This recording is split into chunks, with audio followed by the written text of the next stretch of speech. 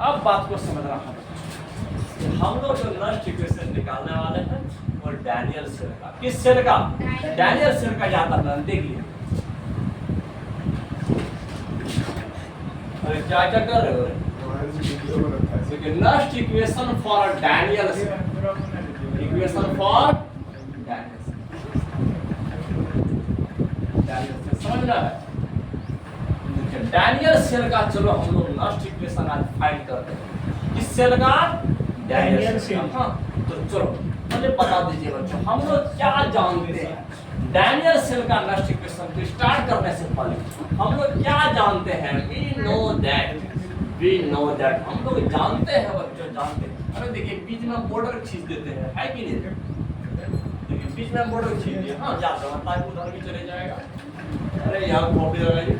देखिए आप बताइए वी नो दैट, हम लोग क्या जानते हैं कि समझना हमारे इस नष्ट चाचा ने कौन सा इक्वेशन दिए थे?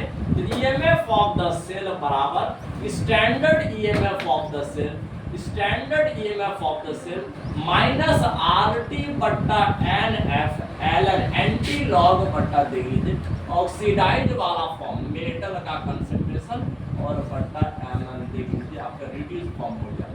तो अब समझ इस इक्वेशन को दिए थे। हाँ, लेकिन एक बात याद रखना, कोई अगर प्योर सॉलिड फॉर्म में रहेगा ना, उसका कंसंट्रेशन यूनिटी होता है। क्या होता है?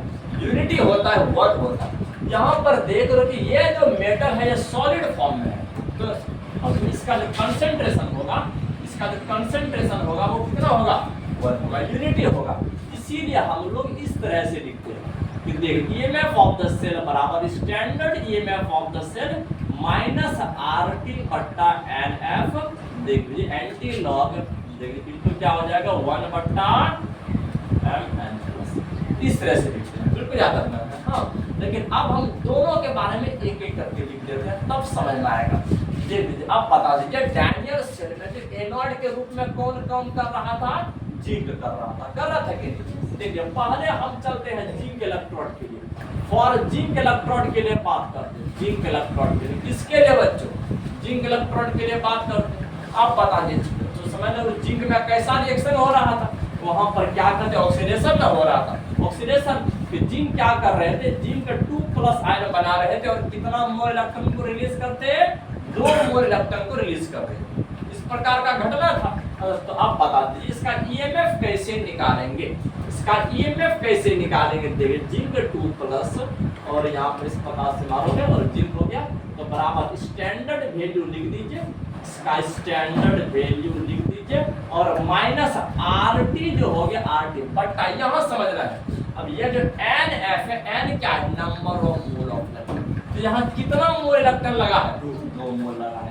यहाँ पर 2F लिख दोगे, क्या लिख दोगे? 2F लिख दोगे। देख इनटू एंटी लॉग एफ तो फैराडे कांस्टेंट बताए थे देख इनटू 1 बट्टा यहाँ पर जो एमएन प्लस है मेटल का नाम लिख दीजिए बच्चों, कंसंट्रेशन ऑफ जिंक क्योंकि ऑक्सीडाइज्ड फॉर्म का जो कंसंट्रेशन होता है सॉलिड फॉर्म का इसका कितना होता है?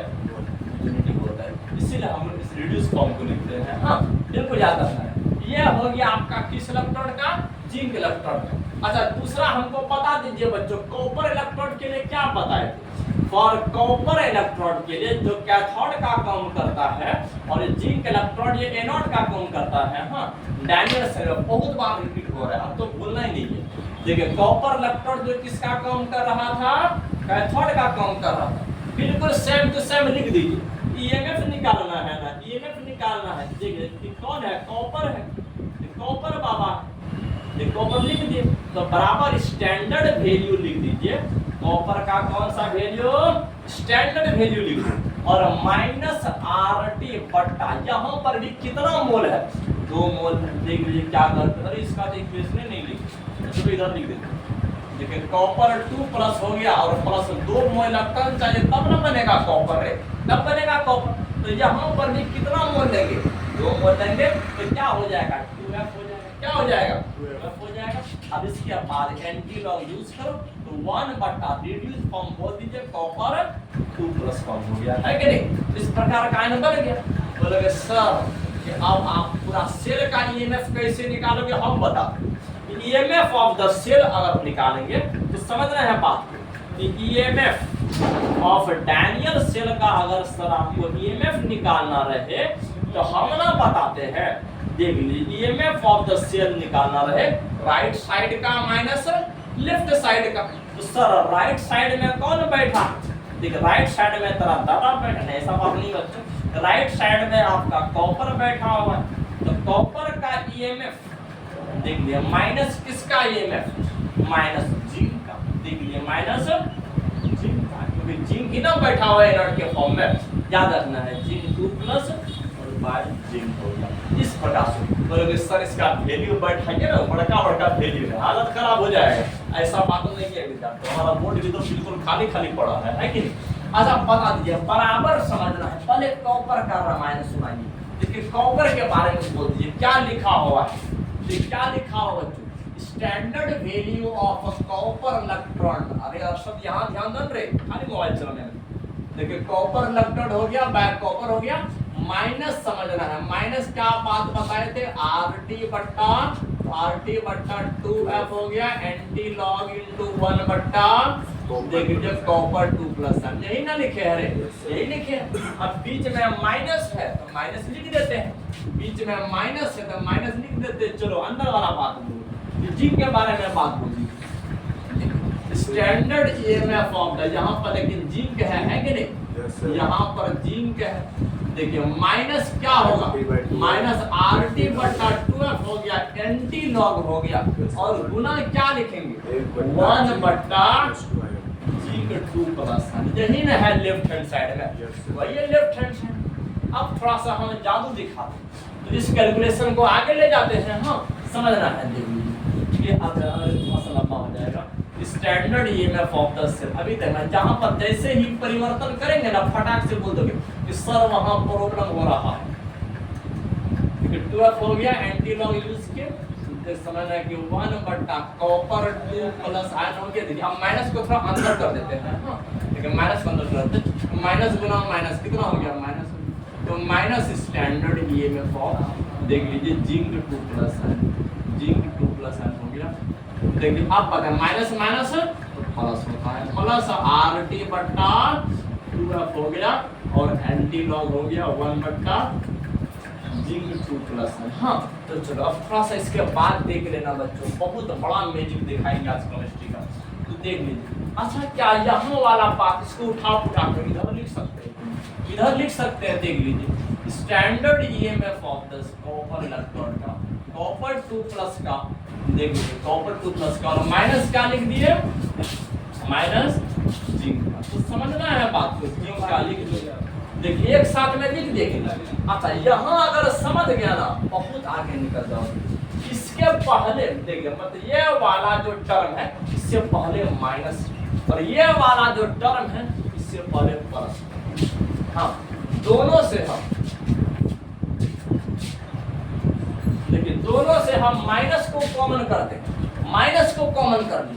अब बता दीजिए अंदर में क्या बचा, देखिए ये वाला माइनस में था किस में आ गया प्लस में, क्योंकि प्लस माइनस क्या होता है माइनस होता है। बोल दीजिए सर इसको आप, अरे यहाँ पर RT बट्टा 2F भी कॉमन होगा नहीं, तो RT बट्टा 2F भी कॉमन होगा। चलो अब बोलो अंदर वाला बात बोलो, अंदर वाला देख लीजिए। अब ये एंटी लॉग इनटू 1 बट्टा कॉपर 2 प्लस आयन, और यहाँ प्लस था तो क्या लिख दिए माइनस, क्योंकि माइनस माइनस प्लस, और प्लस माइनस माइनस, समझ में आ गया कि नहीं?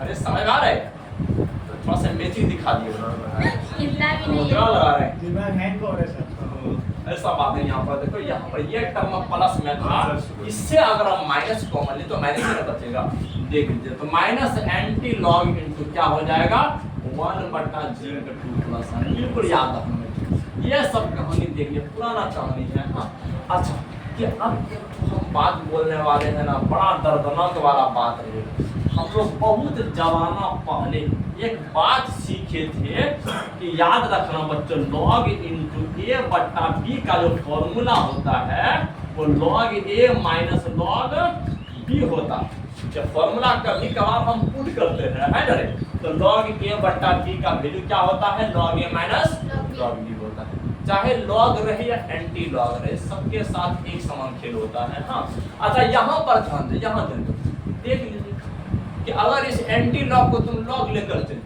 लॉग ए माइनस लॉग बी, तो बराबर क्या लिख सकते हो, लॉग इंटू ए बट्टा बी लिख सकते हो।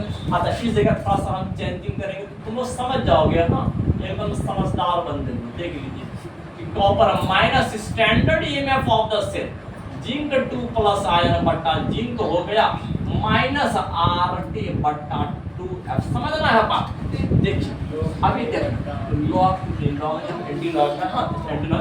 देखिए अब बता दीजिए ये वाला बट्टा ये वाला 1 बट्टा कॉपर 2 प्लस आयन और क्या हो जाएगा बट्टा 1 बट्टा जिंक 2 प्लस आयन। समझ में आया कि नहीं? जादू था, इसी को कहते हैं क्या कहते हैं, magic of physical chemistry. Physical chemistry का जादू कहलाता है। अच्छा अब हमको यह बात बता दीजिए, एक बात और पूछना, copper 2 plus ion by copper हो गया minus standard EMF of the cell zinc 2 plus ion और बाय जिंक हो गया। अच्छा यहाँ बता दीजिए, समझ बहुत तगड़ा वाला बात पूछने वाले, आरटी बट्टा 2F यहाँ पर एलन है, तो क्या इस वाला यहाँ पर भाग में नीचे जा रहा है इसको ऊपर कर देते हैं, तो क्या इसको ऐसे लिख सकते हैं, ऐसे लिख सकते हैं,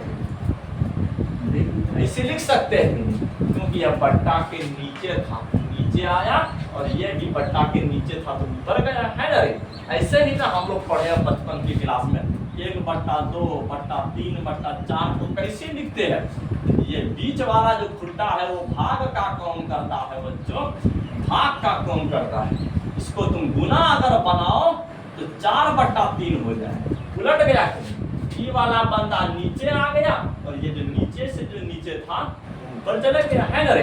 इसी तरह से यहाँ भी होता है, यहाँ 1 बट्टा ये भाग बीच में 1 बट्टा ये, तो नीचे वाला ऊपर न जाएगा, जाएगा कि नहीं? देखिए आप समझना है।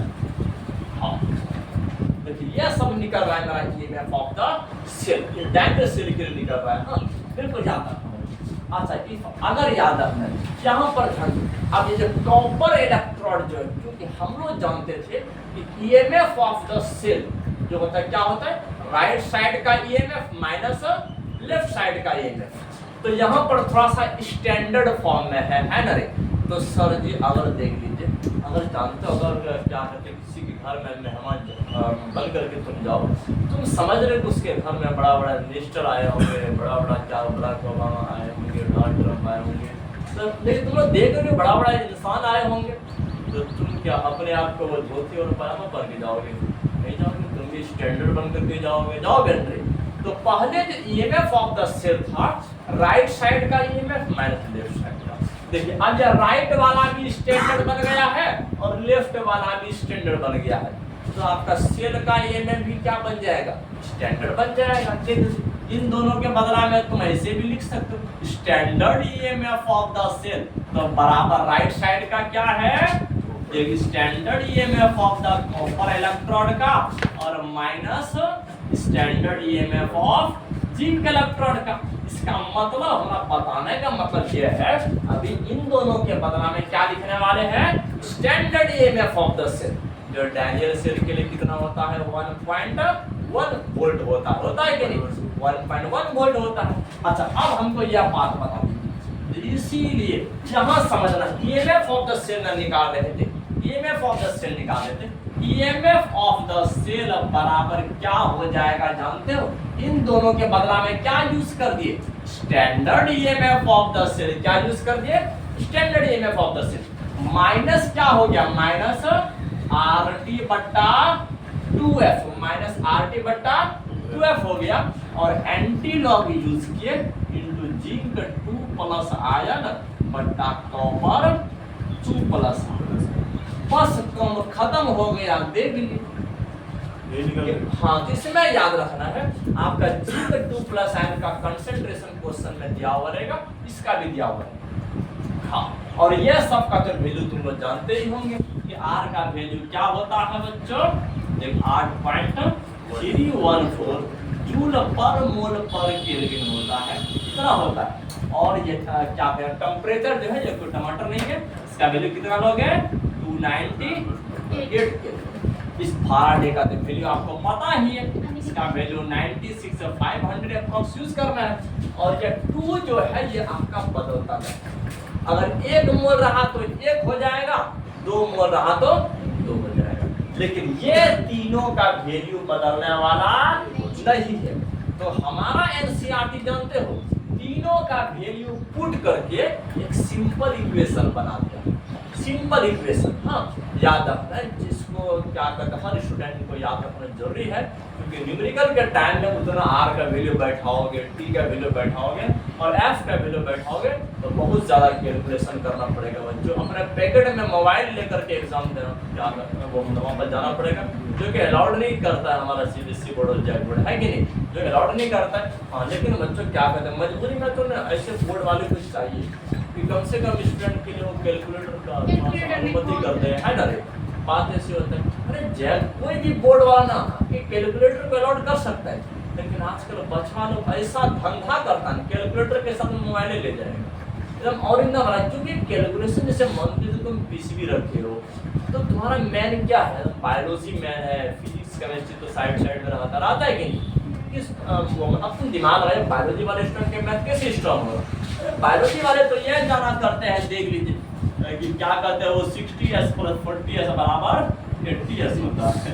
बायोलॉजी वाला का तुझे कहानी होता है ना रे, देख इस प्रकार कहानी होता है कि सर वो क्या कहते हैं प्रोक्योटिक वाला रहा है, वो जब याद है ना 50s + 30s मिल करके 70s बनता, और ये वाला यूकैरियोटिक की कहानी। अरे बायोलॉजी वाला का हमेशा मैथ वीक रहेगा, इसलिए बच्चे पीसीबी वाले कुछ राम करना चाहिए राम करना चाहिए मतलब हम बायोलॉजी वाले भोले भाले होते हैं।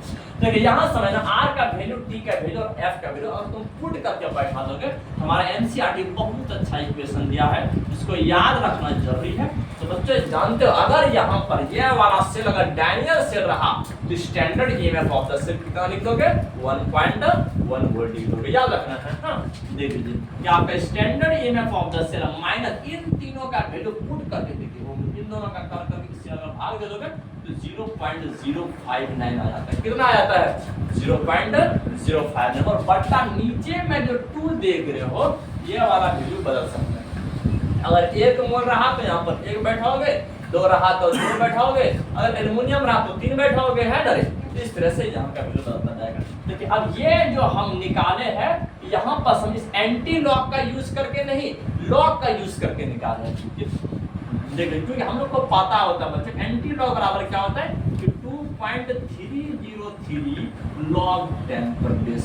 देखिए इस प्रकार का वैल्यू होता है कि तुम लोग याद करो कि हम लोग बचपन क्लास में भी पढ़े थे। हाँ देखिए इस एंटी लॉग को अगर लॉग में बदलना चाहते हो तो 2.303 से मल्टीप्लाई करना पड़ेगा। क्या करना पड़ेगा, मल्टीप्लाई करना पड़ेगा। बिल्कुल याद रखना बच्चों, इस प्रकार का मल्टीप्लाई करना पड़ेगा। हाँ तो यहाँ पर समझना है, लॉग ले लीजिए, यहाँ पर लॉग ले लीजिए, क्योंकि इस वैल्यू को मल्टीप्लाई करने के बाद ही ये वाला ऊपर वाला डाटा आया है। हाँ देखिए लॉग हो गया, इनटू समझना है जिन का 2+ आया ना, और बट्टा 2+ आया। देख लीजिए आपके कैलकुलेशन के लिए, न्यूमेरिकल के लिए बेस्ट है बच्चों, बेस्ट।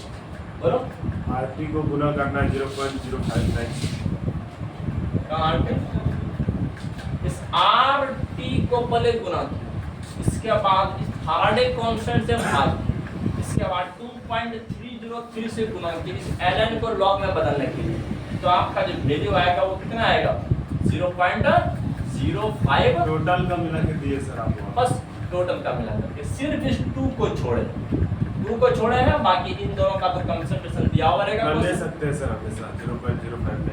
हाँ एकदम ऑलवेज हमेशा कि कोई भी रिएक्शन रहे, कोई भी सेल वाला रिएक्शन रहे, तो लॉग नहीं होगा, एंटी लॉग ही होगा। कहाँ पर, यहाँ पर, हाँ यहाँ पर तो ये वाला तो आपका एक्सप्रेशन ड्राइव कर रहे हैं। हाँ लेकिन जब न्यूमेरिकल बनाओगे, ये फॉर्मूला न्यूमेरिकल के लिए हाँ देखिए, क्योंकि हम लोग को बहुत सारे लॉग का वैल्यू हम लोग को पता रहता है। हाँ लेकिन नहीं तो मतलब क्या कहते हैं, बड़ा आए तो क्या कहते हैं, लोग फॉर्मूला भी पढ़े हैं, इस प्रकार रहेगा, क्या कहते हैं वो लॉग इंटू a पर पावर b रहेगा तो b इंटू लॉग a कर देना। ये सब वैल्यू तो हम लोग जानते हैं। वो क्या कहते हैं, लॉग 10 का वैल्यू 1 होता है, लॉग 100 का 2 होता है, लॉग 1000 का 3 होता है। इस तरह का वैल्यू तो लोग बहुत सारा पढ़े हैं। तो बिल्कुल इस इक्वेशन को याद रखना, जो कि न्यूमेरिकल के टाइम में काम आएगा। हाँ न्यूमेरिकल के टाइम में काम आएगा, बिल्कुल याद रखना।